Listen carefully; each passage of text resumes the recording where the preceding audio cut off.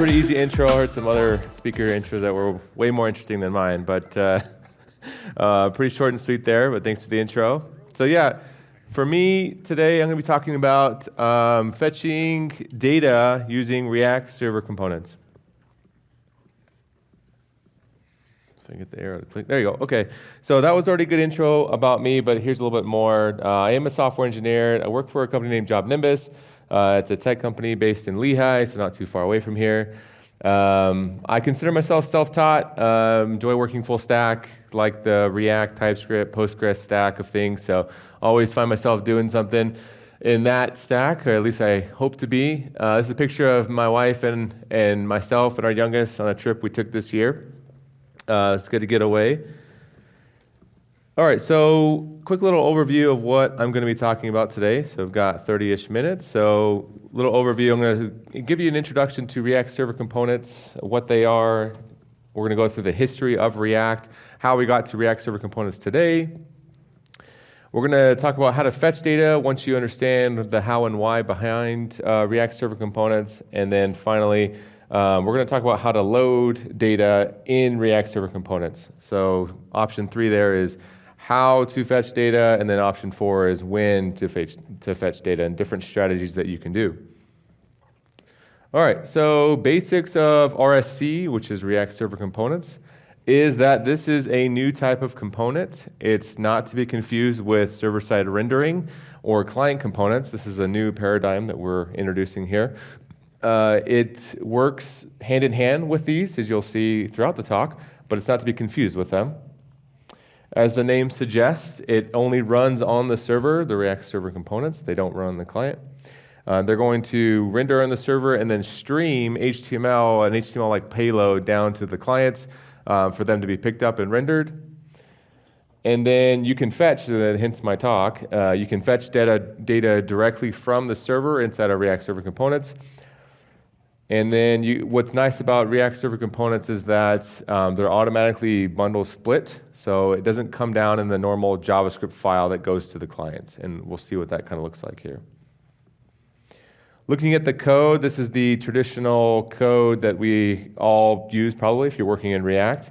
You'll notice that we've got a couple of node modules up at the top that bring in series of bytes there, as you can see in the commented out. I guess you can't really see too well in the black there, but it's around what is that math there? Like 70,000 kilobytes gzipped to node modules. You've got a page component. It's got a page prop. You've got a use effect that fires off some type of API call using fetch. Once it gets that data, updates your hook, re-renders your div using your node modules, right? Pretty self-explanatory. This is a traditional client component.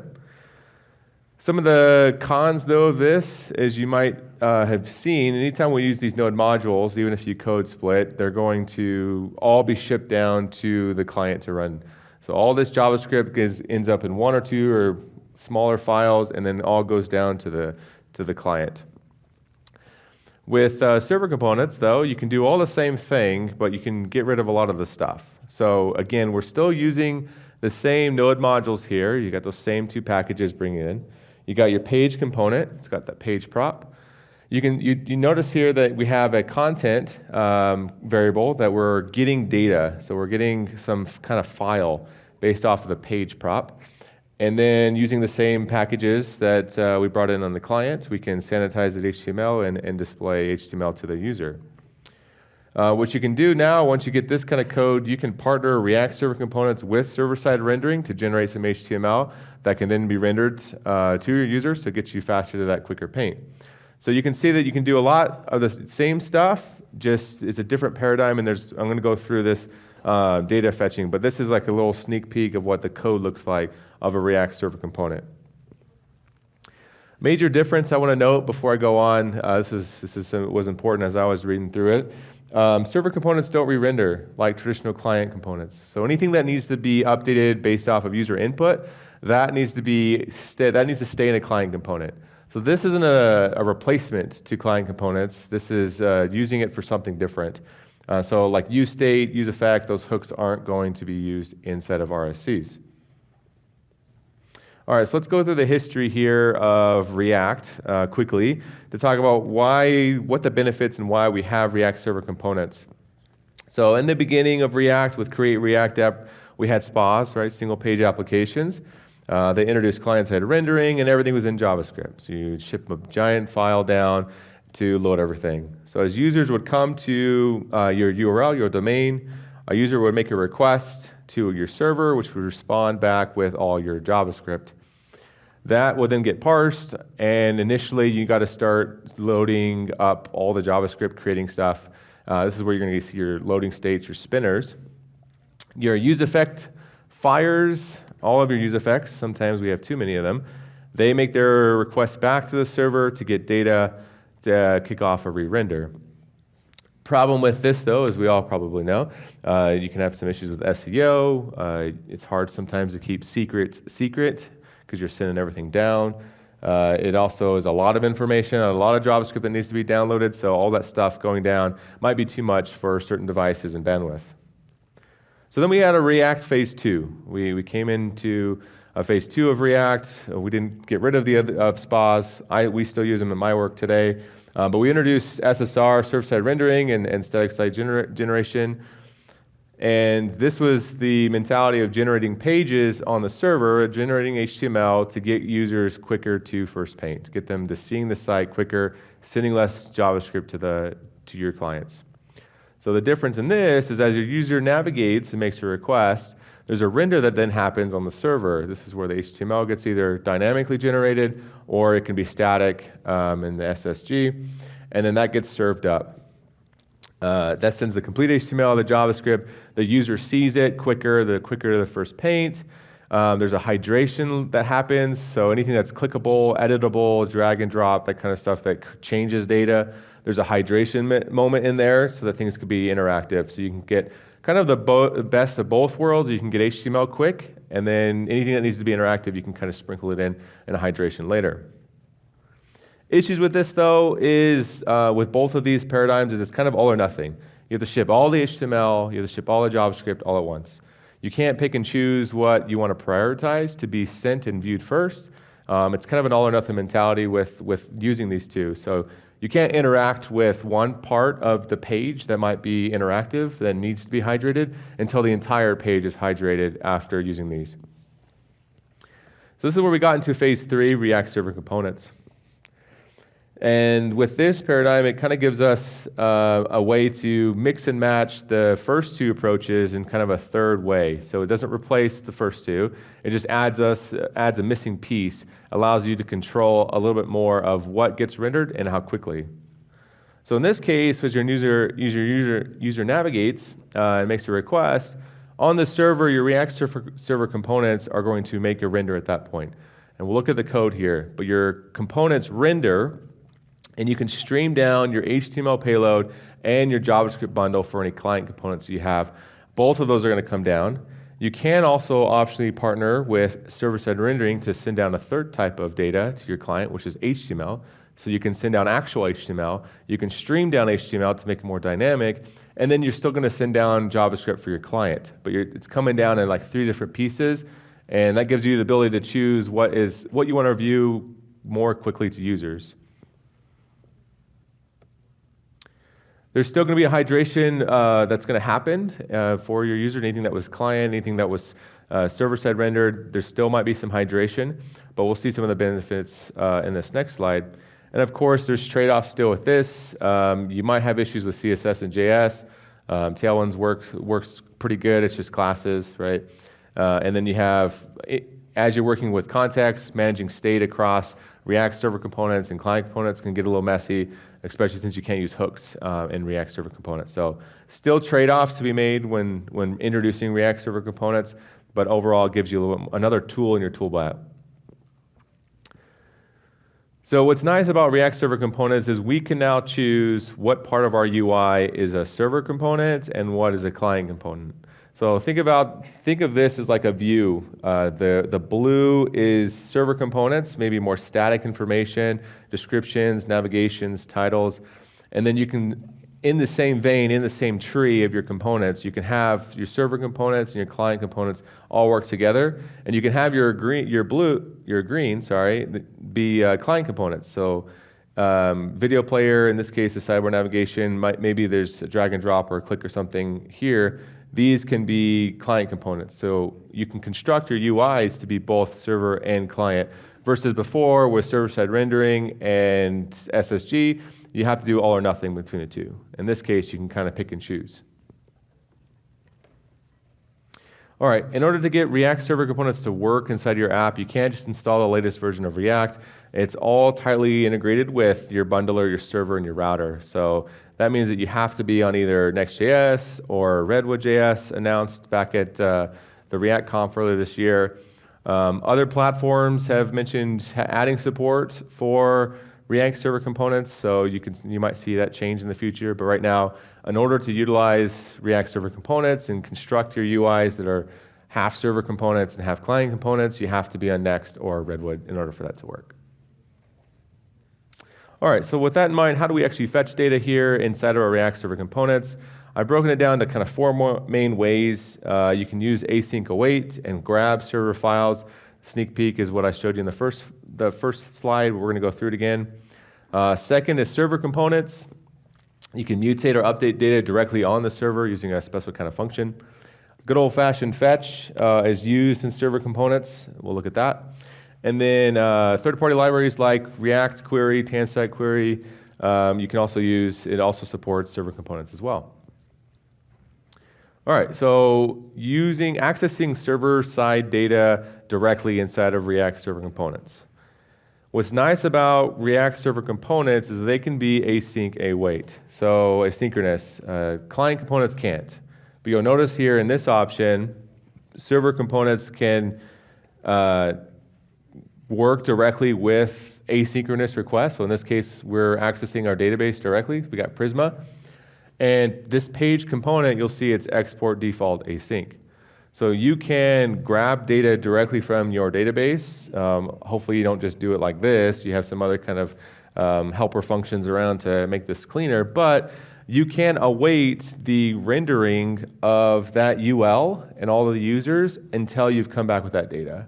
So you can pause rendering that JSX, pause sending that information to the client, whatever client is calling this, until you've pulled out data directly from your server. You can go into your database, grab a file that's local on your server, just grab it directly from the component and just serve it up. And what's nice about using async await to grab this data is you can partner with Suspense. So while you're delaying the rendering of a component, if you wrap Suspense around the component, it'll showcase some kind of fallback that you pass to it. So in this case, we've got blog posts, it's a function, it's got a DB find all, so it's grabbing all the posts from your database and then returning some MTP tags, which seems dumb, but you can do it. You got a page component, that's the parent, and then you've got Suspense with a fallback component that's going to be showing some type of loader, spinner, skeleton of some kind, and then you get your blog posts. So this is all the code you need, and this partners with Suspense to know when to apply that conditional logic of showing a loader or not. And when partnering with Suspense, as this HTML is streamed to the client, based off of Next.js, in order for that to show up for the user, Suspense is kind of along the way there and handling showing a loading experience for your users, and you don't have to worry about the if-else checks or display this or that while you're running your server components. Second option for fetching data in server components is using something called server actions. So server actions is experimental, just like React server components. It allows client components, as we'll see, to be able to call these asynchronous functions that get executed on the server. So we're going to see both. You can call this kind of function directly in a server component, and then it also works for client components as well, because they're just exposed server endpoints that are automatically created for you in your application without you having actually to write that route. And you'll be able to differentiate between a server component or server action and just a normal function if it has this use server directive at the top of the file or at the top of the function. So looking at the code here, we've got a create node action function here, and it's inside of a React server component. The React server component here is empty note. You'll notice that it has this use server, which looks a little funny, but this is how it's determined that this function here that's inside of this React server component is going to be an exposed endpoint.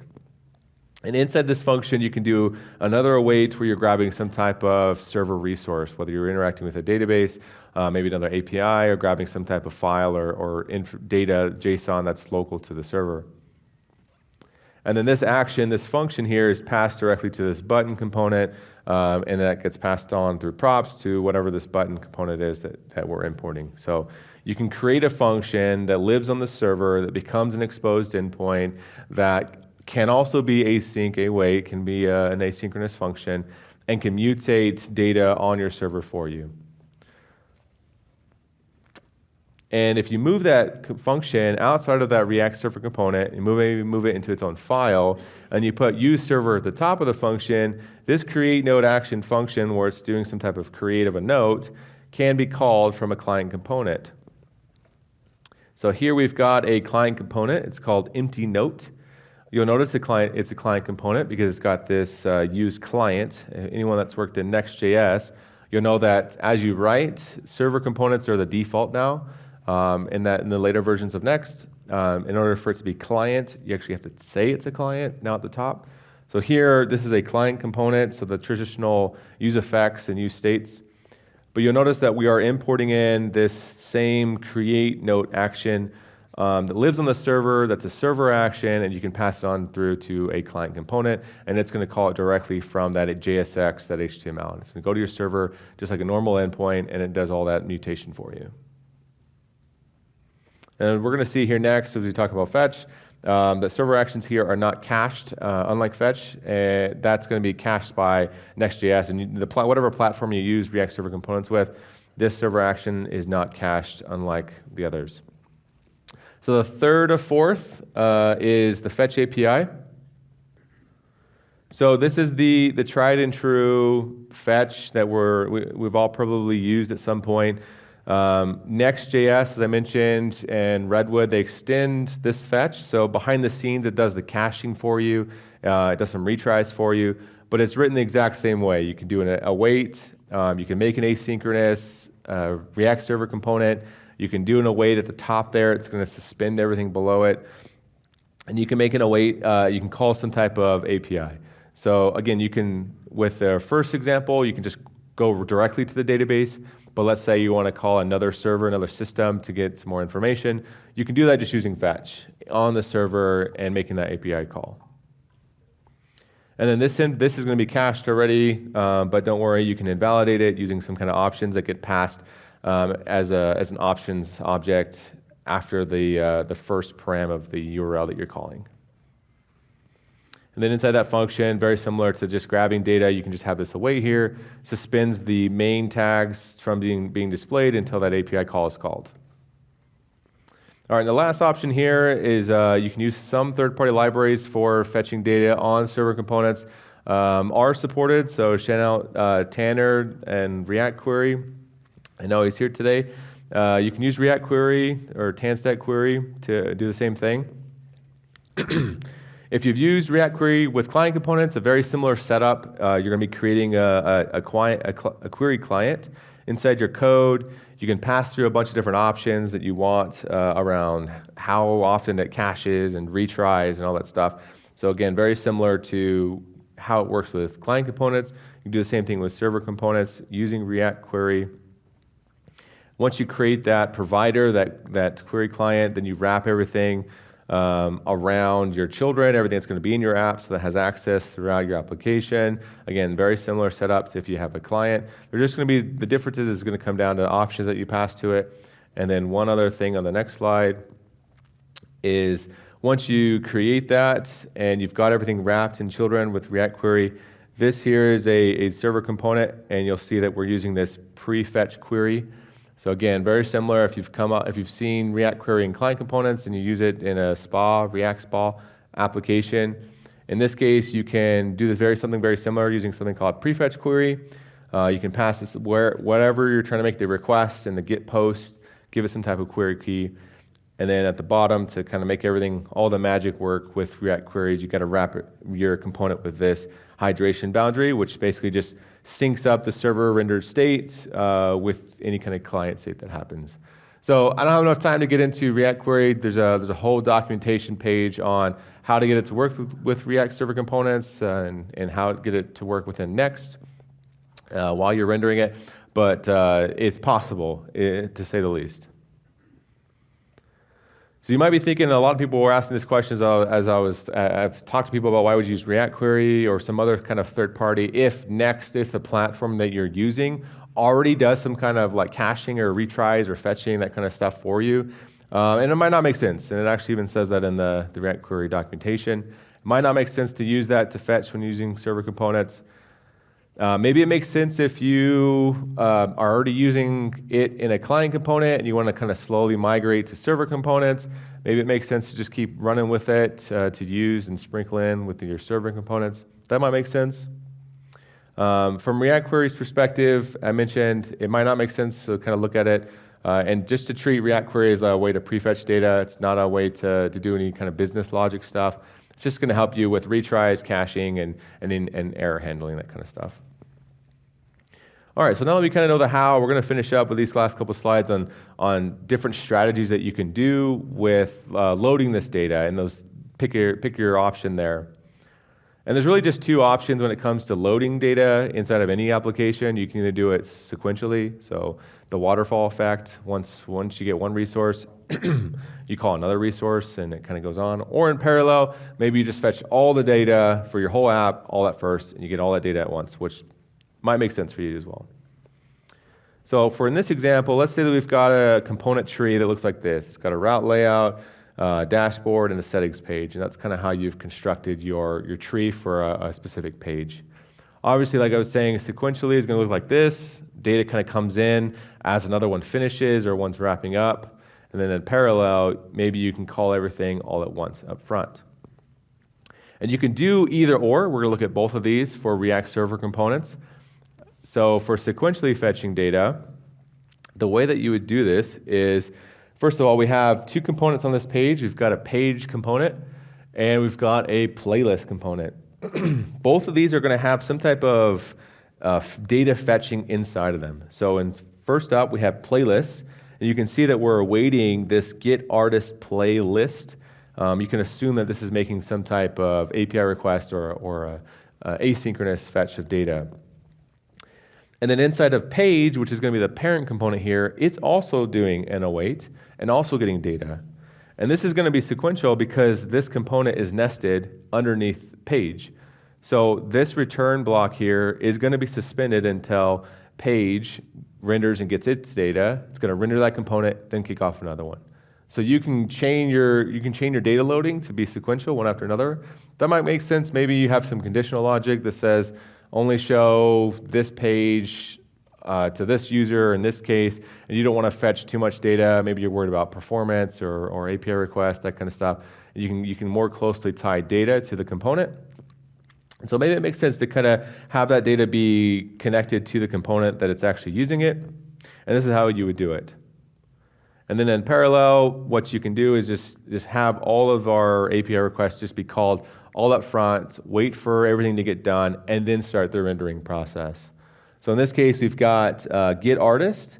Inside of it, it's an await, it's got a fetch. We've got a get artist albums. Again, it's got an await, it's got a fetch. And then inside of page, you'll see we're calling both of these inside of a promise at all. So you can change it to promise.race or whatever, but here you can just say, I'm not going to render anything, any of my server components, any of my server tree here until I get everything, and that's going to fire off a parallel request. And that's going to get all your data going all at one time. All right, quick recap to close here. React Server components, it's a new type of component. It's not replacing client-side, the client components or React or server-side rendering. It's totally new. You can use it as long as you're on the right platform. Data can be fetched asynchronously directly from the server or using fetch or some kind of API request. You can just grab it from your server. Third-party libraries currently, there are some that do support it, such as React Query or Tanstack Query. And you can fetch data sequentially or in parallel, depending on how you structure the API requests, whether you do it all up front or you do it component by component. That's all I have. Thanks.